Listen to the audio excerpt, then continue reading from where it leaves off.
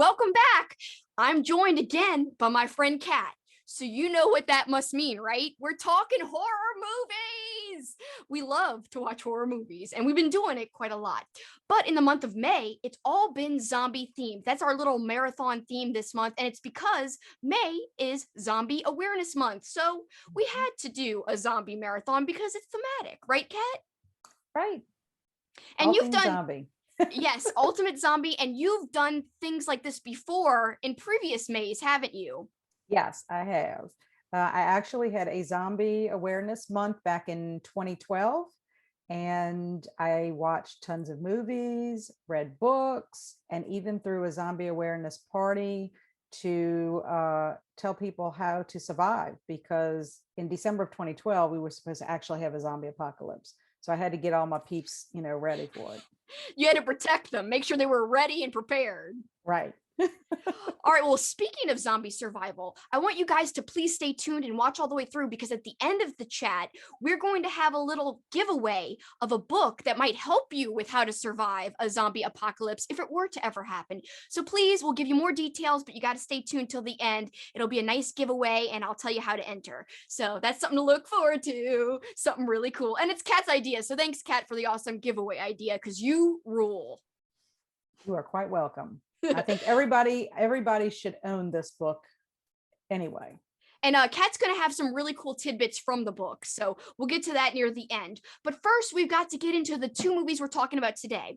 And let me say that today's chat is about Scouts Guide to the Zombie Apocalypse, which was released in 2015, and it's also going to be about Shaun of the Dead, which is from 2004. But we've got a much larger zombie chat that will be happening later on, and we'll be into June by the time I release that chat. But it's okay, it'll still be thematic. And that one, we're going to be talking about many more movies, but we wanted to get a start on our, chat today and talk about these two movies. And it's perfect because they're both comedies. So I think that's kind of thematic, that they both have a really funny flavor. And the funny thing is, I've only watched 3 zombie movies of my marathon so far. I still have time to finish, though, but the 3 I've watched are obviously Scouts Guide and Shaun of the Dead, which we're talking about today, but I also watched Little Monsters, which is another comedy. So all of the zombie films I've watched so far are comedies, and I gotta say, they've all been glorious. I've loved them all. So I can't wait to get into it. So we're not talking Little Monsters today, but it's really good. So stay tuned to the next chat, because that's one of the movies we'll be digging into. But today, let's start off with Scouts Guide. Again, I said it was released in 2015, and the ratings, pretty decent. 6.3 out of 10 on IMDb, 44% on Rotten Tomatoes, not too high, which is surprising because I love this movie, and a 4.2 out of 5 on Vudu. But 92% of Google users liked it, so the audience loved it, like me, because I really had a good time with this. Kat watched it first, and she said, "You're gonna like it. It has some crazy stuff. It kind of crosses the line, but it makes sense and it is okay." And before I throw it to Kat, I do want to say, I don't know what it is with me and Kat, but boners pop up. And no pun intended, or like that's not supposed to be like an innuendo or anything, but boners seem to be popping up in the movies we're watching, and it's not on purpose. It just seems to happen. I don't know what it is. We just keep picking out these movies that these penis comedy is used. But in Scouts Guide, I gotta say, this is the different. In Scouts Guide, it is done so funny, and the whole movie has like a plot. It's really well done. Whereas in Rottentail, if you guys were with us for that chat, we talked about all these holiday movies, one of which was Rottentail. And that movie also had a big thing about boners. There was a guy who was killed by his boner being tossed around. It was very weird. That movie didn't work at all, and it wasn't as funny. It was more offensive. And there's a big difference on why the Scouts Guide scene worked versus the Rottentail scene, which didn't. And it's because Scouts Guide was a good movie. It had comedy. It had plot, though. It made sense, and it was entertaining, and it wasn't trying too hard. Maybe if you were a critic, you could say it tried too hard, but I think it succeeded, though, where it was trying. So what did you think about it, Kat? I actually loved it. Me too. I went into it not knowing really anything about it, and was extremely surprised in a very good way, because I laughed at so many parts, and even after the scenes were over with, just thinking about them would start cracking me up. Yeah, me too. I just think it's really good. I mean, the premise is about 3 Boy Scouts and they're about to go on their last camp out together because they're in high school. And they are trying to bond, over this camp out that they're going to have with their, scout leader. And then lo and behold, a zombie outbreak happens. And the reason the zombie outbreak happens is because some goofy janitor accidentally releases a zombie from this research lab. And then all hell breaks loose. And because they're scouts and they've been trained, they're going to try to save their town with the help of a stripper waitress. She's more of like the cocktail girl or whatever. Right. Yeah, but whatever. She still worked in a strip club. But she was a cool character, a very strong female character. I like that. She was totally like badass. She handled herself and stuff. I like that portrayal in a horror movie. And I really liked the main character as well, the main scout. I thought he was cool. His friend was annoying as hell, but he was supposed to be. Mm-hmm. And of course, I think another layer to the movie is kind of about how this group of friends, these three scouts, they have to kind of reconcile with the idea of growing up, but still, wanting to have that childlike part of them that was a scout. And they're trying to come to grips with, how do I grow up, but still stay in touch with the stuff I enjoyed when I was a kid. So it's kind of like they were all dealing with how they take their relationships and their friendships to the next level. And still stay close, but also grow up and mature. So it kind of had like a coming of age little element to it, which I enjoyed. I thought it had a lot of heart. And that's another element I think that took this to another level above something like Rottentail. So although both had like dick humor, I think one just had like a heart and a story too, and the other one did not, as in Rottentail. It didn't have any of that. It didn't have heart at all. It didn't have a plot. I agree with you, because really and truly they discover really truly what friendship is all about, because they have to come together, in this major ordeal that they're going through. And I think the casting was done very well. Oh, I yes. mean, the guy who played Ben, Ty Sheridan, Carter was played by Logan Miller, and Augie was by Joey Morgan. They're the scouts, and their leader was a perfect choice as well. Scout leader Roger was played by David Kochner, I believe is how you pronounce it.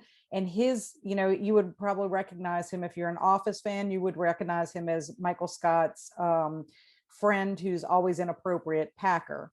And so I just thought the casting was really, done very well. The boys acted like teenage boys. You had that teenage humor in there, and I think it was a perfect blend of the teenage humor with the zombie horror. Yes. It blended really well, in my opinion.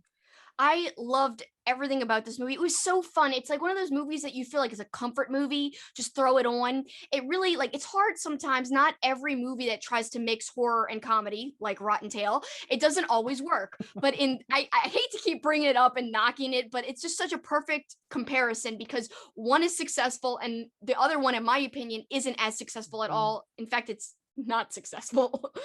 I think Scouts Guide just did such a great job at blending the comedy and horror and making you like the characters too. You felt for them. Like you said, it was so well cast. And I will say, so not only was David Todd Packer in The Office, he was also in many comedy movies like Anchorman, and he's in one of my other favorite comedy TV shows, The Goldbergs.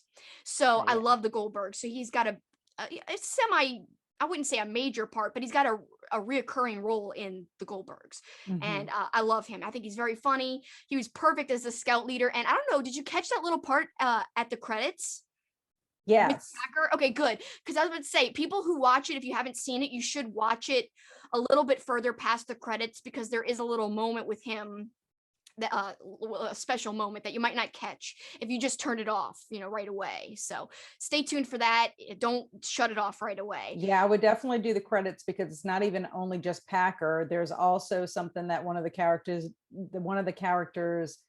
does throughout the movie, and then you see the results of it throughout the credits. So that's definitely something to watch all the way, through it.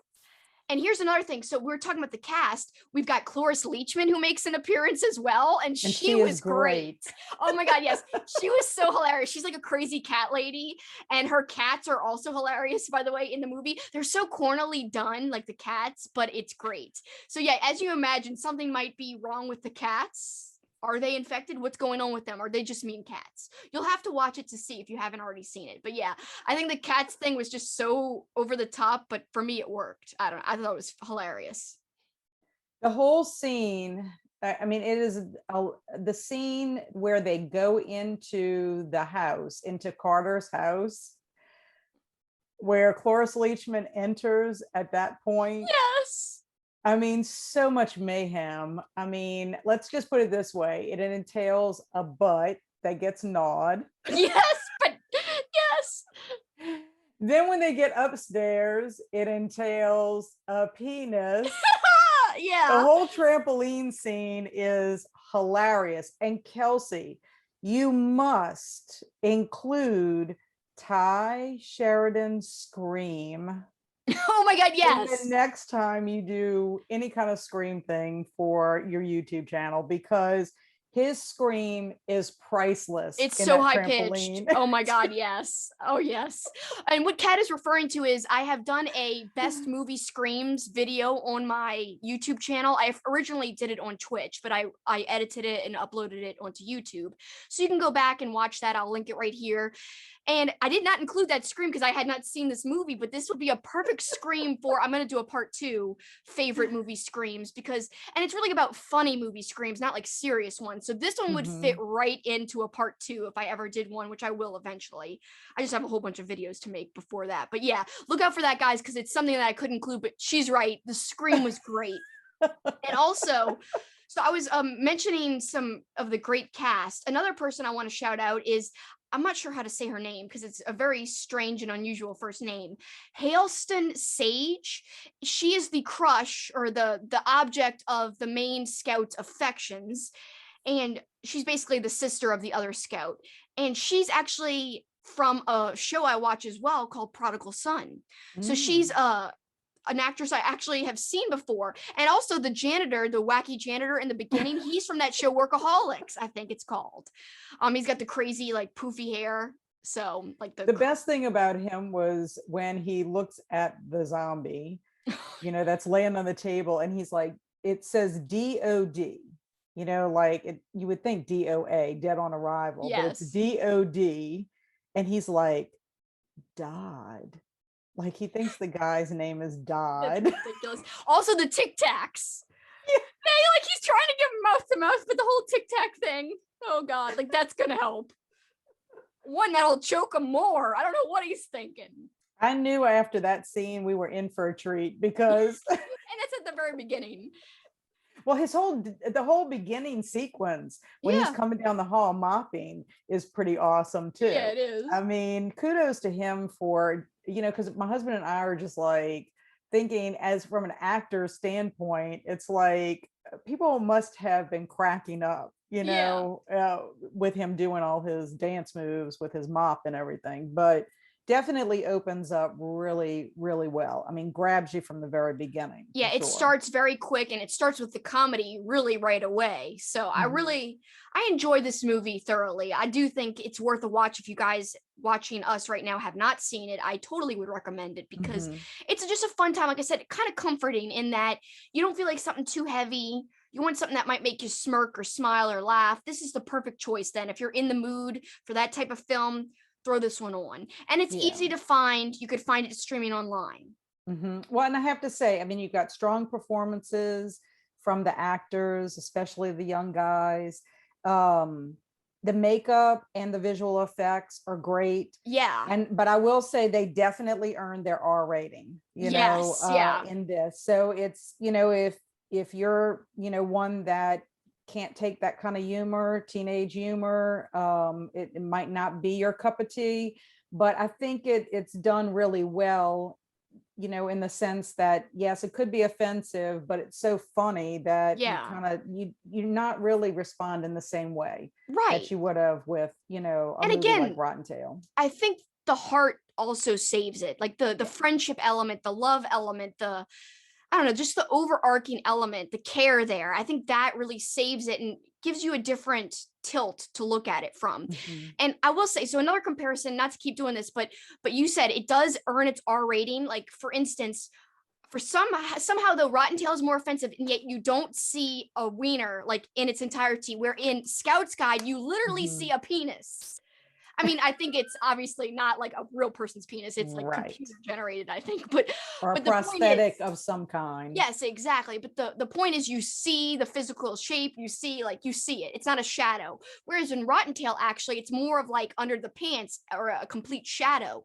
I Or a don't believe, silhouette. Yeah. yeah, a silhouette. I don't believe you actually see a penis. Mm-mm, But mm-mm, somehow it's more offensive in Rottentail to me than it is mhm. in Scouts Guide. But just be aware if you are more sensitive to that type of thing and you don't want to see a plain wiener, then maybe you don't want to watch Scouts Guide. But yeah, I don't know what it is. For all of your wiener movie like inquiries, come to me and Kat. No, just kidding. Don't. Right. It seems No, like do not that really is come. what we are watching recently. But before Yes. we move on, there is a little fun fact. I'm not Go sure if ahead. you realize that one of the characters was Arnold Schwarzenegger's son. Yes, The I actually was on guy, I was on IMDb and I saw the name and I was like, is that his son? So it is. yes, Okay. yes, Patrick Schwarzenegger is in the movie, and that is his son. He plays the guy who's kind of snooty and, you Oh, the know, boyfriend. yeah, the boyfriend. He's mean. I don't like him. Yeah, yeah.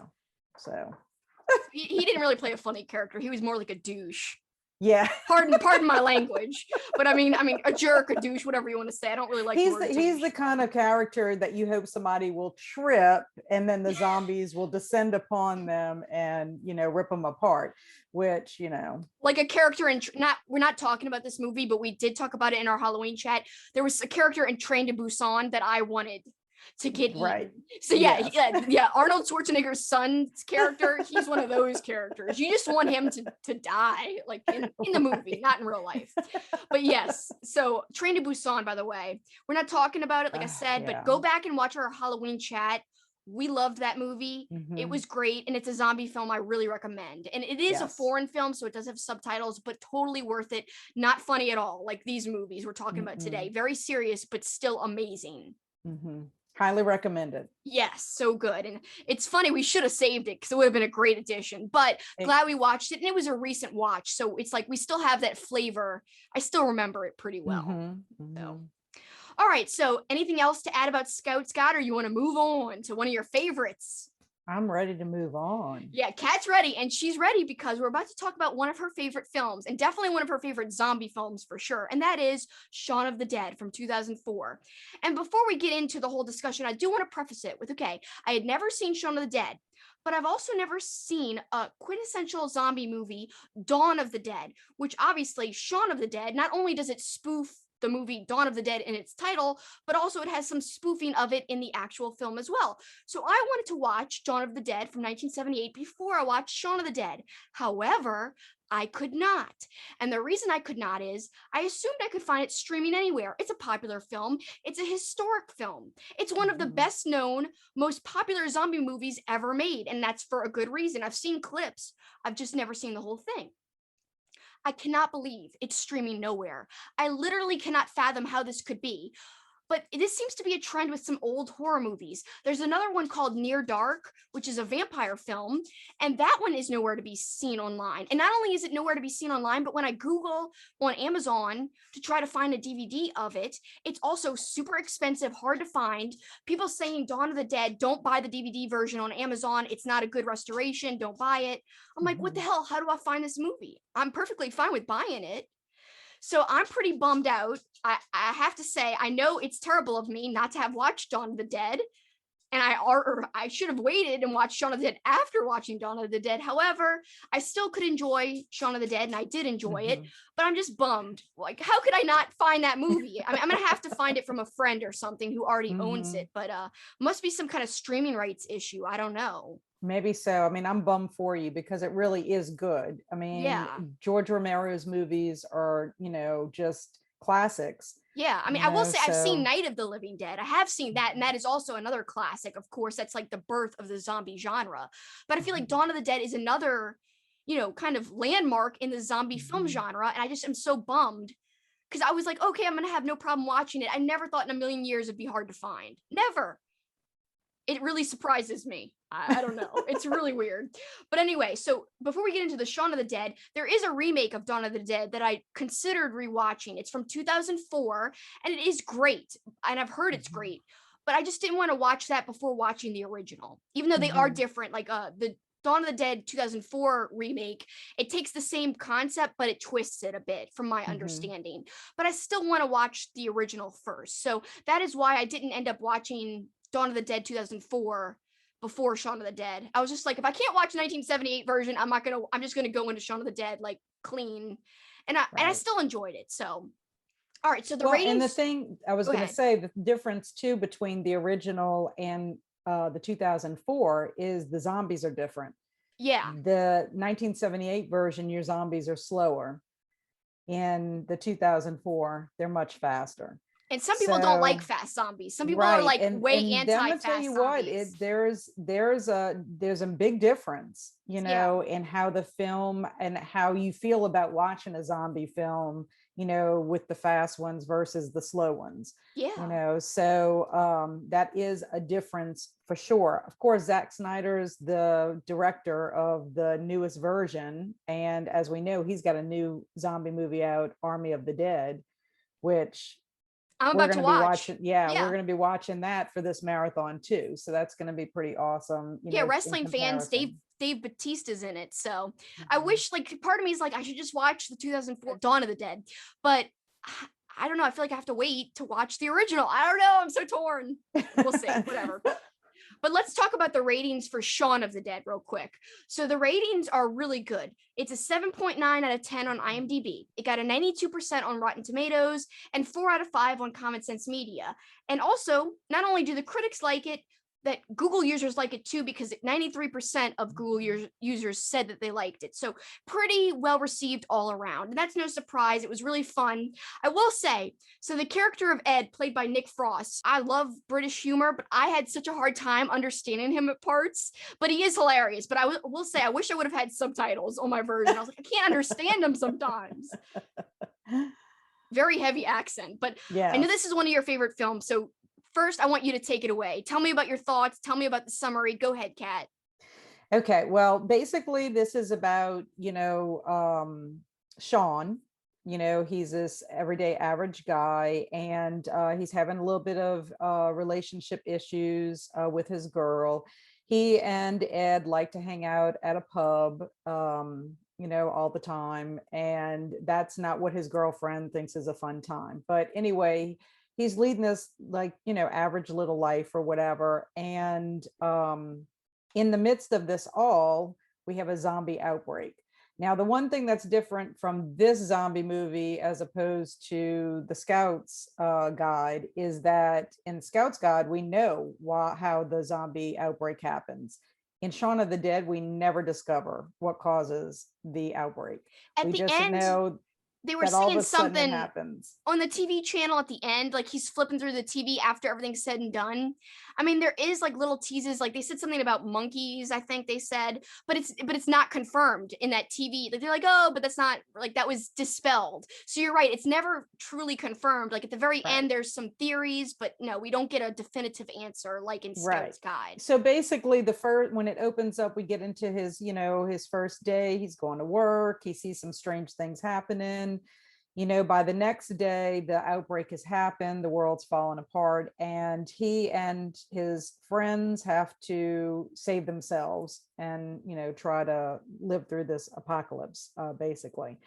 What's pretty interesting about this is Dawn of the Dead by Zack Snyder came out the same year as Shaun of the Dead. Yes. And Shaun of the Dead actually had to be held a couple of weeks so that it was not coming out at the exact same time as Dawn of the Dead. So do you think this was pure coincidence? What do you think? I think it was probably pure coincidence, but because of the timing, they had to make sure that they didn't do it right at the same time, you know, because they didn't really want it to, I think if they would have released them at the same time, probably neither film would have done as well. Right. for that. But Simon Pegg and Edgar Wright wrote the movie. Simon Pegg plays the main character, Shaun. Wright also directed it, and they have collaborated on many different projects together. But there are nods to zombie film, to George Romero's films. In fact, there is a scene where Shaun's on the phone with his mom, and he has to try to get to her and save her and his stepfather Philip. And this is actually a nod to Night of the Living Dead, which I've seen. When Ed screams out, "We're coming to get you, Barbara." Exactly. Well, that is exactly from the film. But the funny thing about it is George Romero, he loved this. He loved the film. Yes, I have this note too. Yeah, he loved the film, but he did not realize that it was an actual direct lift from his Night of the Living Dead. He later found out when, Edgar Wright told him in a phone conversation they were having. But he truly loved it, which says a lot for, him to, the person who's really when you think zombies, you think George Romero. Yes. And not only did he enjoy it, he liked it so much that he offered a cameo to, I know for sure, Simon Pegg for Land of the Dead. So he offered them a cameo. I read on IMDb, so they got to appear in that movie. So that's how much he liked it. He's like, "Oh, I like these guys." So it's pretty cool. Some things that I thought were pretty neat, and I think they do this in a lot of different movies and television programs. The news people were all real people who are reporters. Oh, I didn't know that. Yeah, so anybody that you had seen delivering the news, they are really news people. Wow. in England. So that was pretty neat to know. And another thing that I thought was pretty neat, I like when I can see this from a production standpoint, because you don't see it very often. Shaun lives his first day, and it's a normal day, and he's interacting with people. The second day, when the zombie outbreak happens, he's not really paying attention. He's hungover, but he goes to this corner store, and all this stuff is happening. He's not paying attention, it's a to very what's going long on shot around him. Yes. It is a continuous shot, which you don't always see that. So it's one long unbroken shot from him leaving his home, going into the corner store, which I think is pretty cool. I think that's neat when they can, pull that off. Long continuous shots always impress me, and I'm a longtime lover of ER, which they always were known for, and that's a TV show, of course, but they were always known for doing these long continuous shots, going through rooms, going behind people with insane dialogue. So I just love when anybody does a long continuous shot, because I always think it's impressive, especially when it's in a horror movie. Sometimes they do it really in a very cool way. And the one you're talking about in Shaun of the Dead specifically, I love it how you, as the audience member or the viewer, you get to see things that the character doesn't. So you're seeing the kid who was playing outside the day before, the normal day, the kid's not there anymore, his bloody soccer ball is, or his soccer ball is by itself. Those little tiny little details you notice as the viewer, and then the character himself is oblivious to. I love that. So there's a lot of cool things in that shot. Also, by the way, I wanted to mention how not only did George Romero like it, but Quentin Tarantino also liked it. And it's funny because we talked about Quentin Tarantino in our holiday horror movie chat, because one of his favorite slasher movies and horror movies is My Bloody Valentine. Well, he apparently has dubbed Shaun of the Dead as his top 20 movies made since 1992. And I don't know when he said that. Did he say that in 2010? When did he say it? I don't know. Right. But he said it at some point. Well, yeah, I'm sure he still fondly thinks of it like that too, but I just would love to know the year he said that. But I think it's a cool fact nonetheless. Also, I want to say, so when there is a point where Shaun in the movie is oblivious to things, not only in the long tracking shot, he kind of notices a little bit that something is off. He's looking off and he's seeing somebody faint, and he's like, "What's going on?" He looks out of the bus. Another cool little thing is, he doesn't notice this, but as he's sitting on the bus, a song is playing in the background, and it's actually a song I know very well, because it is the goal song for the Boston Bruins hockey team. So hockey, cool. Lots of people don't know about hockey in the South, but essentially in hockey, whenever anybody scores a goal, they play a song afterwards, whichever team. And usually the hockey team has like a specific song that they always play after a goal. In the Bruins case, it's a song called Kencraft 400. And that's the song playing on the bus. And the reason it's because it's by a band called Zombie Nation. And in the song, the further it's kind of like an electronic song, and they go, oh, oh, but they eventually start singing zombie, zombie, zombie, but you don't get to that in the movie. You just kind of hear the instrumental electronic part. But like if you know the name of the song and the band, then you know, and you know the song itself, you know that it has zombie in it. So that's a little hidden gem, a little hidden fact that I thought was so interesting. And I noticed it too. I was like, wow, that's Zombie Nation there. That must be on purpose, and it was. So that's kind of cool. I just think there's so many different little nods in the movie. And I just love, there's a lot of foreshadowing in it, that, you know, like the whole thing with leaving the door open, his, you know, brother is telling him he needs to not leave the door open. And then why does he not leave the door open? Because what do you think's going to come through that door, you know? Or when he tosses out his, you know, second favorite album that he ever got, you know, they're doing their little jam session in the middle of the morning or whatever, you know, that record is going to be used, you know, again, which is one of my favorite parts, is that garden scene. Oh yeah, that was so funny. Yeah, I mean, Mark Donovan as the Hulking zombie and Nicola Cunningham as Mary, it is just hilarious because, you know, you get an image of Mary early in the montage, you know, she's checking people out like in a grocery store, you know, and they even make a comment like a Bloody Mary in the morning, because she's like, oh, they think she's drunk in the garden and she's not. She's clearly a zombie, but they're so clueless, you know, they have no idea. I mean, they're still hungover. I mean, they're just from partying too hard. But another thing I enjoyed, we kind of been talking about the things that Shaun wasn't catching, the character Shaun. Another thing, the TV messages. So he doesn't keep it on. He's like flipping through channels, and it's kind of like a wink to the viewer. All of the little snippets of the channels he's flipping, like, is basically like a warning, like people are getting eaten alive. But I mean, he wouldn't have known that. But like, it's like it makes a full message. And it's only the viewer who gets to hear that. Shaun doesn't catch on to it because he's just like, I'm flipping channels. It means nothing. The overall, what they're saying is pointless or meaningless to me. So yeah, I think that was kind of a fun little wink as well. So lots of winks in the movie. I love that. Very clever writing, in my opinion. Oh yeah. And I mean, I just, the cast is so good. If you've seen any British movies, you know, or television, you'll see wonderful people in it. I mean, you've got Bill Nye, not Bill Nye the Science Guy, but Bill Nye. He plays Philip, who is Shaun's stepdad. You would recognize him from Love Actually. You know, he's also, which I'm going to talk about the trilogy in a second, he's a part of that trilogy with Edgar Wright and Simon Pegg. And then he's, you know, famous for that Underworld franchise as well. He plays a vampire, you know, like the vampire lord or whatever. Right. And let me just say that the stepfather character had such a great moment with the Shaun character. So not only did the Scouts Guide movie have a lot of heart, Shaun of the Dead isn't just about comedy. It does have heart as well. I mean, we see Shaun crying at points.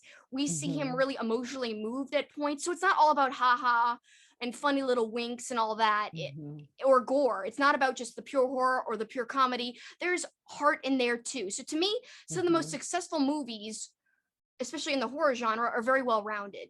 And these are a good example of that. They have everything. They've got comedy, they've got horror, but they've also got emotion and heart and drama too. So very believable, to where you're not like, this is so forced and fake. This is like, you know, trying too hard. It's got something more to it. And I think that's what sets these movies apart from other movies that do comedy and horror wrong, that they can't get it right.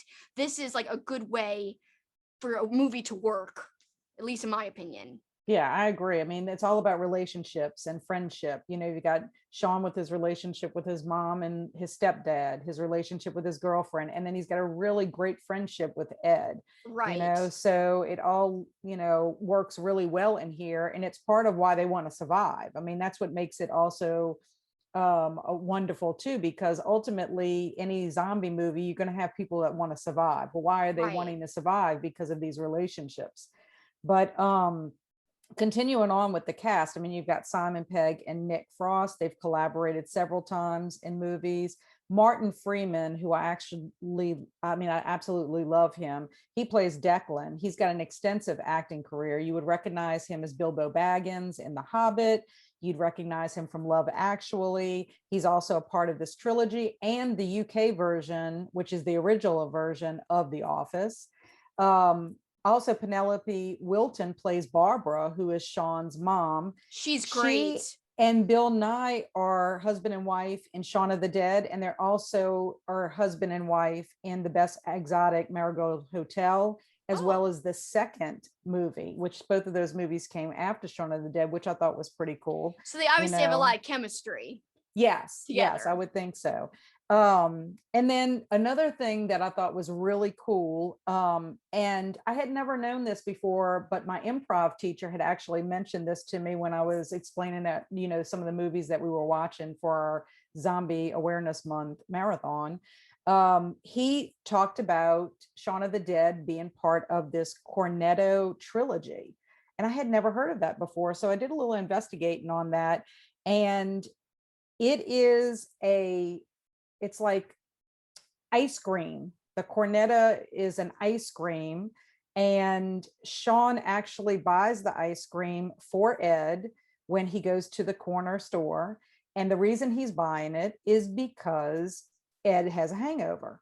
And supposedly this is because in real life, Edgar Wright had a hangover, and this is supposedly a cure to eat this ice cream.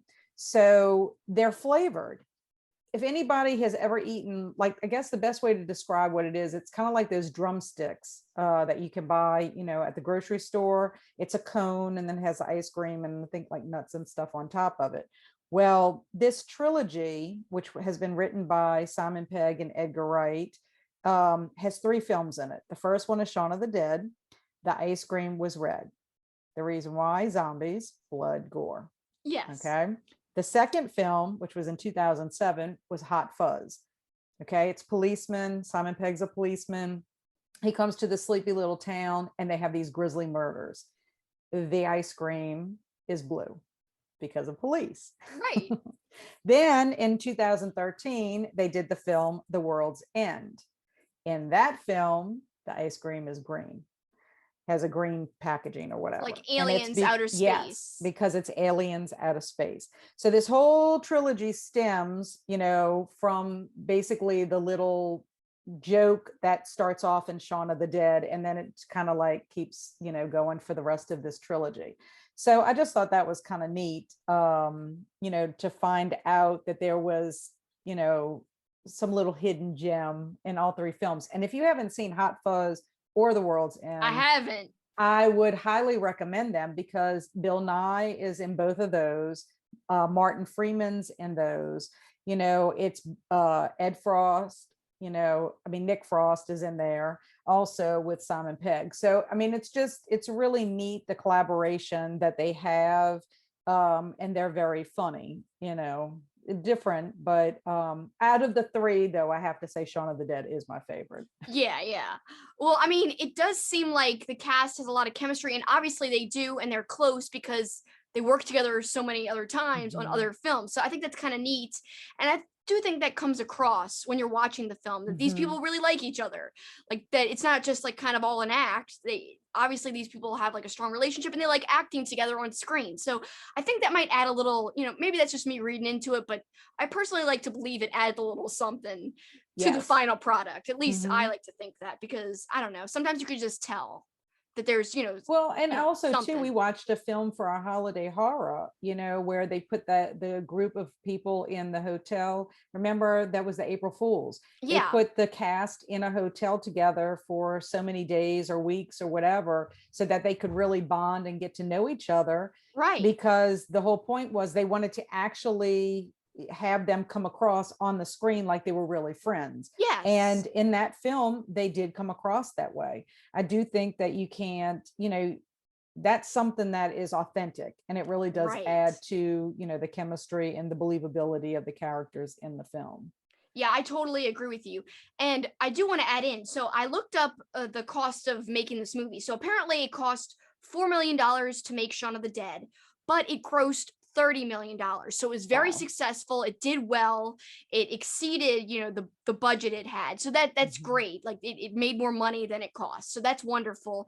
And obviously it's pretty popular. I've heard tons of people talk about it, but I can't believe it took me this long to watch it. However, it does make sense because, as I told you, I haven't really been into zombies in the past, but you've been getting me more into zombies. And I got to say, I have enjoyed all the movies I've watched so far from my marathon. And like I said in the beginning, they've all been comedies. So it's kind of funny. Usually zombie films are super dark. Like I used to watch The Walking Dead a lot. I Mhm. stopped because I got so upset all my favorite characters kept dying. But yeah, they're usually pretty dark. So it's kind of cool to see another, you know, looking at it from Mhm. another angle. I like that. A different angle, not just the heavy, like, I mean, I mentioned movies like Train to Busan, which is more heavy and more like it's Yeah. not just the zombies that are the monsters, it's usually the people. But in these movies we watch, the people aren't the monsters, it is just the zombies. So it's kind of nice to see a take like that because a lot of zombie stuff focuses on not only do you have to contend with zombies, but you got to contend with other people too, being Right, monsters. right, right. 'Cause they're And then, I just so mean, bad. generally, what ends up happening, at least what I see in the more serious zombie movies, it's the people who are going to get you killed, More not than the the zombies, zombies. right? Because if you have to dealing with the people and their personalities is what's going to make the issue. I mean, I just finished watching this TV show on zombies called Dead Set, and that's a perfect example of how one person and their personality, ended up getting these people killed. it's Yeah. it's it's amazing that so many more people could live through a zombie apocalypse if you didn't have to contend with some of the people. I mean, again, Shaun of the Dead is a perfect blend of zombie horror and comedy. That's not to say, just like the Scouts Guide, I mean, there's wonderful visual effects. The Yes. zombies are horrific looking. It's not like they're, like it's, pleasant to look at them. There is gore. It's violent, in there. So don't think that because it has comedy in it that it doesn't also have what makes it a Right. horror movie as Like I well. said, it is well rounded though. Like, it's got, and I don't mean to say that because it's comedy, it's lighter, but I do think that they don't place, the blame, or like they don't make the humans the antagonists as much as the zombies in these, where Right, I exactly. most of the time see the other way around in other Hmm. zombie things. It's like the people who are really more the antagonists than the zombies themselves. So Hmm. in this way I'm saying, not that, like you said, not that they don't have horror, but it's just like a different take in a different way, that it's more like Exactly. there's friendship, there's heart, but there's also that horror too, which I like. Hmm. Hmm. Yeah, exactly. I just want to make one little comment about going back to the Cornetta, Yes, yes. trilogy. It is an ice cream flavor that is with it as well. So, like for Shaun of the Dead, it's strawberry flavored. For Hot Oh, Fuzz, it's the original, which I guess is like an original, like vanilla maybe flavor with the blue packaging. And then the green one is mint chocolate chip. So just to oh, let you know, it's the flavoring that's also, basically, I guess, the mirroring the premise types of of it. movies. Right. Yes. Exactly. But you're Exactly. So saying I the just want, colors refer to the packaging. I think there's a code there. It might be packaged that way as well. So maybe which one they're eating, because I mean, you wouldn't know that, Right. by doing that. So, I'll have to look up what these ice creams look like. I wish I could mhm. try one. I'm a dessert fiend, but obviously it's a British thing. Well, and I was going to say that I don't know if that's something that we could get here in I'm, America. I I'm don't sure know if there's a that's a brand way. here. I've never heard of it, but like I said, the closest thing that it reminds me of is like a drumstick. Right. That's what it kind of reminds me of. But whereas drumsticks are one flavor, these are multiple flavors. Yes. Yes. Okay. Yes. That's still a really neat premise. And I would have never known that had you told me that. So thank you, because that's such a funny little tidbit that I had no idea was like a little, like a Hmm. long running joke, or I guess more of like a nod and wink to people who would know their whole Hmm. story of making the Well, movies and together. that's the thing about these films that, what's so wonderful about delving into how a film is made. I mean, we look at, the film itself and we get the enjoyment from it. But you and I have both worked in television and I've done Yeah. some film, and so and even from an actor's point of view, it's neat to find out the background, the Oh production yeah. part of it, and what goes into it, and why they do certain things that they do. I mean, I find that fascinating because that was the business I was in, Yeah. so which I'm sure you're the same way. Oh yeah, I mean, I like there's nothing I love more than watching like special features on a DVD. Like some people just like to stream. I actually do like for my favorite movies to still buy like physical copies, and I Mhm. usually buy it for the special features. And if a movie's like re-released on Blu-ray and there's more special features, I'm like, yeah, I need the more special features because I like to see that behind the scenes stuff. And if there's footage of them making the movie, like Lord of the Rings, for instance, not a horror Mhm. movie, but they have tons of like footage of the cast together like in between filming because they also lived like out of the country together for years. They were living and filming out of the Mhm. country.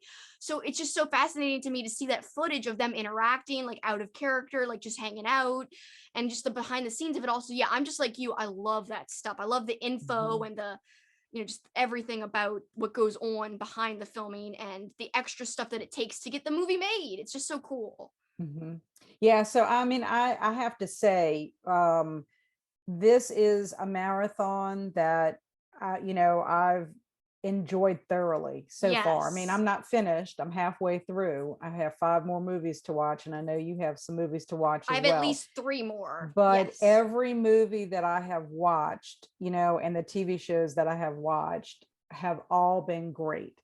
So and I don't know if that's also too, the zombie genre is a little bit different than other horror genres as well. So I don't know if it has something to do with that. There's a little bit different of survival, um the way the characters are in survival mode, that's different than just having one killer after you, like a serial Right. killer, or the guy, slasher films. It's just different, It is. how it comes across. So I don't know. So I am enjoying the month thoroughly. I'm enjoying it too. Like everything I've watched so far, I've liked. And I will say, I think the difference is so, like, we just did our holiday horror marathon, whereas that is such a wide range of different movies. It's not as focused as a, like, it's not even a real subgenre of horror. It's just something that we Hmm. picked out, like movies about certain holidays, whatever, that aren't Christmas or Halloween. Whereas zombie movies are a focused, actual subgenre of Hmm. horror films. And so to me, of course, you got that focus. And I feel like there's less of a pool of movies. Whereas when we're doing the holiday horror movies, there were some duds in there because it was such a wide range of random Hmm. different movies that, could have been an indie movie, it could have been an actual movie. There was really no major focus that tied them all together, except for it just had to do with any holiday, Right. other Or than it could or Halloween or it could have been a Christmas. student film like Memorial Day. Right. Oh, yeah. We randomly you ended up watching a flipping student film for one of them Yes, and you I didn't even did. know.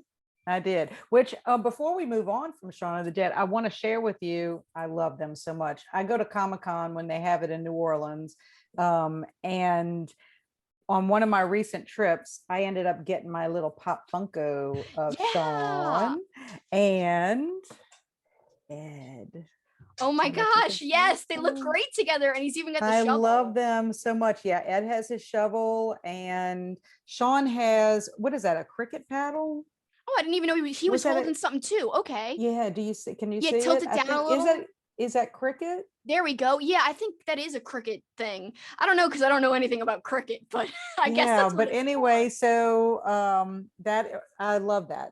I don't collect a lot of the, pop comic figures, but it's one of my favorites. So when I saw it at Comic-Con that year, I ended up getting it. And apparently it is very hard to get them.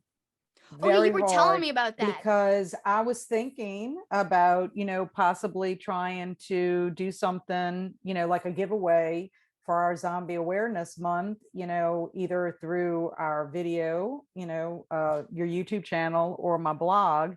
And it is extremely expensive to get a hold of a Shaun of the Dead right now. They must have So, just made a few, like one run, and mhm. now everyone's like, "Oh crap, I thought they were going to be around forever." And they're not, so they can't get them and they're like, "Oh no." And that's why if you try to find them, they're only people selling their own and they're really expensive. So that's Mhm. crazy, but you've got a gem there, I a real know. life gem, not even a hidden one. It's a real life one. pretty cool. I love them too. They look so cute. I love Funko Pops. I'm actually a Yeah. big collector of them. I don't have a massive collection like I know some people do, but I have a good bit. Not at this house, but yeah, I love my Funko Pops. So I love those. Those are so cute. All right, guys. Well, I don't have anything else to add about Shaun of the Dead. How about you, Kat? No, that's about it. We I would just thoroughly highly recommend it. Me too. It was really fun, but with heart, just like Scouts Guide. So I'll say a great start for me for the zombie marathon for Kat too, as she said, we got plenty more to come and we're going to have that chat. So stay tuned. But it will be, like I said, the month of June by the time you guys see the overall chat, just because we've got to finish the marathon. I probably won't finish till the last day of May, personally.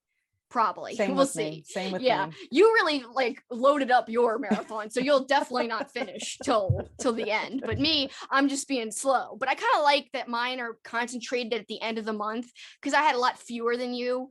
But even though I have fewer, now they're going to be concentrated to like together so that I view them all at once almost. Well, this is the way I describe us for this marathon. You are a slow zombie, like in Night of Yeah. the Living Dead, George Romero's Night of the Living Dead. Yes. I am a fast zombie, World War like Z. Zack Snyder's Dawn of the Dead. Yes. I have seen, like, you know, I just mentioned World War Z. I've seen that. Like, I've already seen I Am Legend, but I'm gonna rewatch that one. Yes, which me is too. more of like not a pure zombie, it feels like movie, but still got zombie elements for sure. But I'd love to read the book as well that goes along with I Am Legend, but not this year. But speaking of books, because I have read a zombie book last year, and Kat is reading a zombie book this year. But we're going to be giving away a specific book, a very specific book that has to do with zombies right now on this very channel. And to enter, you've got time, but you've got to do it soon because the contest is going to end on June 7th. So, guys, if you want to enter to win this book, Kat will hold it up. Max Brooks's The Zombie Survival Guide, which will provide complete protection from the living dead. So you look into that book and you basically get tips on how to survive if there were to be a zombie apocalypse. Very fun book. Kat gave me a copy. So sweet. Thank you, Kat, for my copy, by the way. But both Kat and I are giving away. She did a giveaway on her blog, and I'm doing a giveaway today on this YouTube channel. So basically how you enter will be, please comment below what you enjoyed about our zombie chat and what you enjoy about zombie films in general. What's your favorite zombie movie? Comment anything zombie related, whether it's about this video or about a specific zombie film or even about a zombie themed book, because I am on the hunt for zombie themed books other than the one we're about to give away. So if you've got a particular favorite, drop it in the comments. So one way to enter, like I said, leave a comment, but you also have to subscribe. So if you're already subscribed to me, just, you know, provide me with some kind of proof that you're subscribed. Or if you aren't subscribed, please subscribe and don't forget to hit that bell. You don't have to hit the bell because I won't know if you have or not to win or to enter to win, but that's just something you could do so that you don't miss any videos of mine. So basically subscribe and leave a comment, and then you'll be entered to win. Possibly I'm going to announce the winner on our next zombie chat, so please stay tuned to our next chat. But the deadline, you've got to subscribe and comment by midnight Central Time on June 7th. And if you do that, then you're entered to possibly win. Thanks, Kat, for this idea. Zombie survival guide. And don't you have a few little tidbits about how Well, I just wanted to tell you, I mean, it says that there are top 10 lessons for surviving a zombie attack, and your first one is to organize before they rise. So you have to be prepared, and it tells you exactly how to do that. They feel no fear, so why should you? Yep. The third lesson is use your head, cut off theirs. Okay? Yes. You have to cut their head. You have to stab them in the head. Blades don't need reloading, so it's better for you to have a blade than a gun. Ideal protection, tight clothes, short hair. You don't want them grabbing your hair when you're trying to run away from them. Get up the staircase and then destroy it. Okay. They never do that. That's the downfall of so many people in zombie movies. They do not. In fact, today on my Would You Rather, I do a Would You Rather on Wednesdays, every Wednesday. And my Would You Rather today was, if you're in a zombie apocalypse, would you rather hide in an attic or hide in a basement? Well, if you're going to go hide in the attic, you need to make sure there's no staircase so that they can't get up to you in the attic, right? Right. Get out of the car and get on the bike. Keep moving, keep low, keep quiet, keep alert. No place is safe, only safer. The zombie may be gone, but the threat lives on. And I'm telling you guys, they have a section in here about real live zombie situations. I mean, over the years, I mean, it dates back long, long time ago. They have methods to help you, stay protected. You have to be smart. Tells you what to do if in any kind of environment, cold, Very, on the very good water. stuff to know. Very important stuff to know. Exactly. The world goes to shit and zombie hell. We need to survive. Exactly. That, and I would also recommend watching The Walking Dead, because yeah, that group, they've got it down pat also. They'll tell you how to survive not only the zombies, but hopefully survive the human monsters that usually pop up during these zombie apocalypses as well. Now, of course, I think it also will depend on what kind of zombies we get when we have the zombie apocalypse. If we get the slow ones, we have a better chance. You get the fast ones, you are really going to have to be prepared. Which do you prefer? The slow ones. Me honestly. Too. I feel like it's more classic. Yeah, I do. I mean, the fast ones just, I don't know. It's like, I don't even know how you would really survive. It would be so Me neither. And the whole thing is like, to me, like, their brain doesn't really function anymore. They're essentially like the living dead. So you wouldn't think that they would be very smart. So, what would enable them to like walk faster or want to run? To me, they would be just kind of meandering around slowly. Right. So right. I think it makes more sense. I do think it's one of the things that I need to compare when I am watching zombie movies. I need to compare if you're given the reason why they become zombies, because I do think, like in 28 Days Later, is it really, I mean, they're not really zombies in the true sense like of a zombie, but it's a rage, but it's because of, the monkeys. Yeah. And they're given something that causes them to be angry or whatever. So it would make sense that if a human was bit by that or was exposed to what the monkeys were exposed to, that they would be in a rage also. Right. So I do think a lot of it depends on what has caused these people, to be like that. Was it just a normal virus like in The Walking Dead? Because they're not fast. No, yeah. Or is it some kind of a rage situation, that causes their nervous system to kick into overdrive? See, that would make sense to why they would be fast. Like, I like when it's explained, but if they're just fast with like no reasoning, I don't like it as much, because to me it doesn't make as much sense. But if there's a reason to why they're fast, then I'm like, okay, yeah. But if it's like unexplained, then I prefer slow, Right. It's just more sensible, as if zombies are sensible to begin with, but whatever. That's me for you. But yeah, we've had so much fun so far. Don't forget to try to enter my giveaway, guys. I would really appreciate it. And I think it'd be a lot of fun. I hope whoever wins is going to enjoy the book. Thanks, Kat, again for that cool idea, and for my copy, because I'm very excited. I really was trying to get to it this month, but it's just gotten away from me. I literally just finished my last read, and I'm like, it's freaking like 5 days left in May. There's no way. But next year, what we'll do is you can read it throughout the year, and then we'll just talk about the guide itself. That could be something we could talk about as like a whole like chat. Yeah, that'll be fun. Stay tuned, guys. Kat's got the great ideas coming right now. So she's coming up with some video ideas we're going to end up doing. I love that. So yeah, the book, more convo and conversation and analysis to come on that. We will get into that as time goes. But yeah, I just failed on getting one more book in. I was trying. I was like, I'm going to get it. No, I didn't get it. It is what it is. Book lovers understand. There's never enough time for all the stuff that we want to read. It is what it is. It's a good problem to have, though. Yeah, actually it is. It is. I mean, it's a great problem to have. Just like movies. Like, there's so many good movies. But I will say, good movies today, it's not as many as I think back in the day. I feel like there's not as many new ideas out there. But there's still always some great older movies to look back on and to watch for the first time if you haven't seen it. So plenty of good stuff to go around. But so far, it's been a joy, Kat. Thanks so much. It's been really awesome. I'm trying to be like a zombie. So I want to remind you guys one last time, overall chat coming soon in June. Stay tuned for that. That's when the winner will be announced for the giveaway.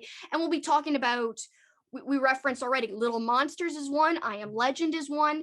We might say a word or two again about Scouts Guide and Shaun of the Dead because we might rank our movies. Mhm. So then we'll mention them as we rank all the movies throughout the whole marathon. We'll be watching that new Dave Bautista movie on Netflix that has just come out recently, Army of the Dead, right? Yes. Yeah, that one we're watching. I can't watch Dawn of the Dead.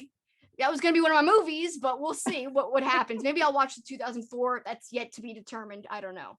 But plenty of movie discussion to come. I mean, Kat's freaking watched a billion movies, so she's got lots to talk about. I only did like 6 or 7. It was supposed to be 7, but now Dawn of the Dead might be 6 again. Went from 6 to 7, now back to 6, I think. We'll get there. But plenty to enjoy in the future, guys. Thanks for sticking with us this time. It's been a blast. And until next time, keep on killing it. Bye. Bye.